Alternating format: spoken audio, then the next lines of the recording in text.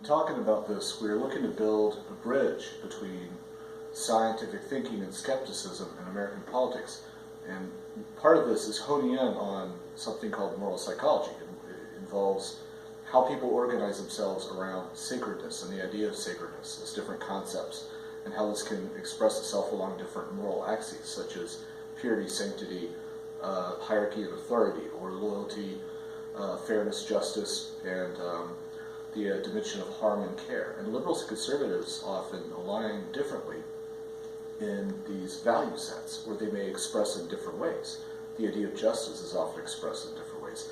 And moral psychology talks about how we bond together as different groups, as different tribes, and organize ourselves around different symbols and different concepts of sacredness. And in communicating with other political tribes, such as the Tea Party or an Occupy member or simply your next door neighbor, it helps to understand how people enshroud themselves in different symbols and different tribal moral community ways of belonging to these different groups. So they often see an attack on their values as an attack on their identity, because their identity becomes anchored to their values. So you have to learn to speak the language of their own value system and understand that their political language may be different than yours, and it's almost like a type of marriage counseling between different tribal moral communities. So how you better resonate with a conservative in, say, Kansas or Georgia is going to often be different than how you resonate with a liberal in a city somewhere.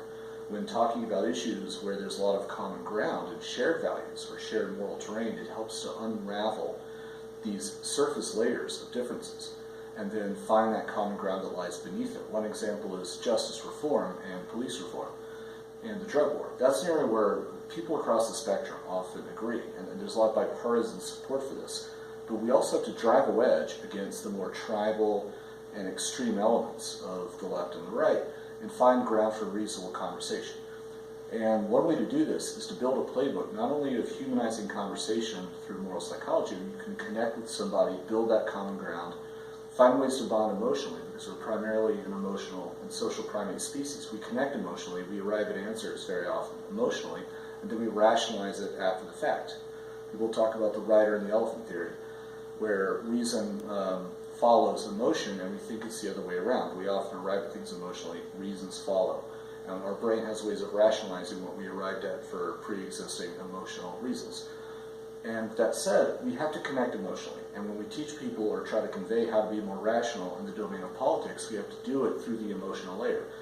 And there's some really good playbook tools, not just within moral psych and within decades of moral psychology research, but also within certain skill sets of our veterans with psychological operations and information warfare, and how what we did in Iraq and Afghanistan often involved multifaceted media campaigns that would understand the target audience, understand the nuances of their conditions, vulnerabilities, and how to best reach them, and the ways to disseminate the message, and ways to understand people's susceptibilities and how to better connect with them, and also how to build bridges between tribes and between sects, whether you're talking about sub-tribes in Afghanistan on the Pakistan border, or you're talking about Shia Sunni or people in Al-Anbar.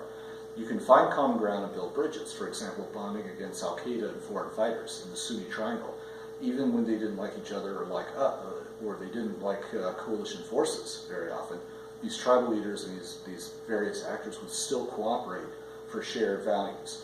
In the same sense, and we did this in Afghanistan with sitting down with different groups and sub-tribes, a Jirga or a Shura, drinking tea and finding ways to work through the Pashtun-Wali culture. We have to do the same thing in our homeland, deep into the, all the way across our American landscape, out in the rural parts of the country. This is where both sides have failed to engage each other. The Republicans have often failed to engage the experiences and decades-old grievances of blacks and minorities in the inner city, and the Democrats have failed to engage many of the white working class in the countryside. And this is a divide that we have the ability to bridge. We have the ability to not just bridge this politically, but to get Americans talking to Americans.